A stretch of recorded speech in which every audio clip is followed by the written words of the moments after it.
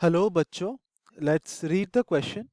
The question says when a surface is irradiated with a light of wavelength 4950 angstrom, a photocurrent appears which vanishes if a retarding potential greater than 0.6 volt is applied across the phototube.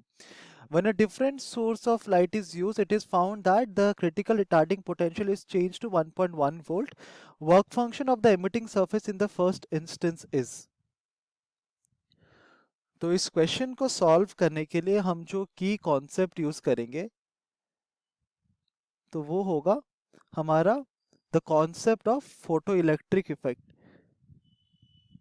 तो हम यहाँ पे लिख सकते हैं photo electric effect का जो concept होता है इसमें क्या होता है इस प्रोसेस में, उस प्रोसेस को यूज करके हम इस क्वेश्चन को आंसर कर सकते हैं। तो फोटो इलेक्ट्रिक इफेक्ट में क्या होता है, हमारे पास एक फोटो सेंसिटिव मटेरियल होता है। फोटो सेंसिटिव मटेरियल मतलब कोई एक ऐसा मटेरियल जिस पे अगर हम फोटोन इंसिडेंट करें तो उससे हम इलेक्ट्रॉन एमिट करवा सकते हैं और करंट प्रोड्यूस कर सकते हैं। तो हम अज्यूम करते हैं कि इसके ऊपर एक फोटोन गिर रहा है जिसका हमारे पास फ्रीक्वेंसी दिया गया है न्यू और इसका वेवलेंथ है लैम्डा। तो ऑब्वियसली इस फोटोन का एक पर्टिकुलर एनर्जी होगा E is equal to H new.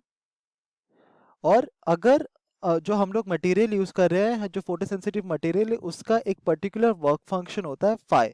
Work function मतलब हमको कितना मिनिमम एनर्जी, वर्क फंक्शन हम लिख सकते हैं यहाँ पर, कितना मिनिमम एनर्जी रिक्वायर्ड है for a electron to be emitted from the photo sensitive material. तो अगर हमारा एनर्जी जो फोटोन का है वो हमारे वर्क फंक्शन से ज़्यादा होता है तो हमारा इलेक्ट्रॉन क्या होता है, वो एमिट होता है। और जो इलेक्ट्रॉन हमारा एमिट होगा उसको जो काइनेटिक एनर्जी होगा हम लिख सकते हैं के E max it is equal to half m v square. और ये कितना होगा, सिंपली इन दोनों एनर्जीज का डिफरेंस ई माइनस फाइव। ठीक है। तो अगर हमारा जो यहाँ पर इलेक्ट्रॉन एमिट हो रहा है, अगर इसको इलेक्ट्रॉन को हमको स्टॉप करना है तो हम क्या करते हैं, हम एक ऑपोजिट में पोटेंशियल प्रोवाइड करते हैं जिसे हम कहते हैं E V naught. V naught यहाँ पर होता है हमारा स्टॉपिंग पोटेंशियल। स्टॉपिंग पोटेंशियल मतलब हमारा जो इलेक्ट्रॉन रिलीज हो रहा है in the photo electric effect, अगर उसके मोशन को हमको स्टॉप करना है तो हम क्या करते हैं, इसके मोशन के अगेंस्ट हम लोग एक पोटेंशियल प्रोवाइड करते हैं वी नॉट, जिसे हम कहते हैं स्टॉपिंग पोटेंशियल। और ये भी इक्वल होता है कितना, ई माइनस फाइव के। तो क्वेश्चन में हमें दिया गया है कि the stopping potential for a given wavelength of light is 0.6 volt.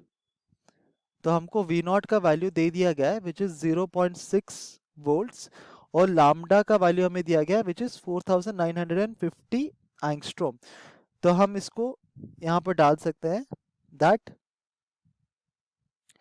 E multiplied by V naught is equal to energy of the photon. Photon energy कितना होगा, simply H C by lambda minus of work function phi, और हमें work function of the surface निकालना है। तो हम कह सकते हैं कि फाइव कितना होगा, फाइव हो जाएगा simply E V naught plus H C by lambda. तो अगर हम वैल्यू सब्स्टिट्यूट करेंगे तो 5 हो जाएगा ई वी नॉट, तो it is 1.6 multiplied by 10 to the power minus 19 multiplied by 0.6 plus H C कितना होगा, तो एच यहाँ पर होता है प्लैंक्स कांस्टेंट, तो ये हो जाएगा सिंपली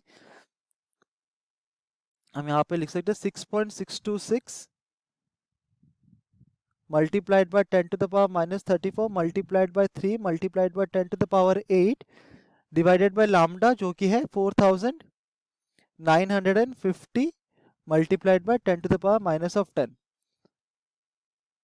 और ये हो जाएगा हमारा इन टर्म्स ऑफ जूल, क्योंकि हम वर्क फंक्शन कैलकुलेट कर रहे हैं और वर्क फंक्शन जो होता है वो एनर्जी का वैल्यू होता है। तो अगर हम इस कैलकुलेशन को करेंगे तो हमको फाइव का वैल्यू मिलता है to be equal to 3.04 multiplied by 10 to the power of minus 19 joule. तो अगर हमको ये एनर्जी को इलेक्ट्रॉन वोल्ट के हिसाब से निकालना है तो हम क्या करेंगे, इसे डिवाइड कर देंगे with the charge on an electron. So it is 3.14 multiplied by 10 to the power minus 19 divided by 1.6 multiplied by 10 to the power minus 19 electron volt. And इससे हमारा वर्क फंक्शन का वैल्यू आ जाता है to be equal to 1.9 electron volt.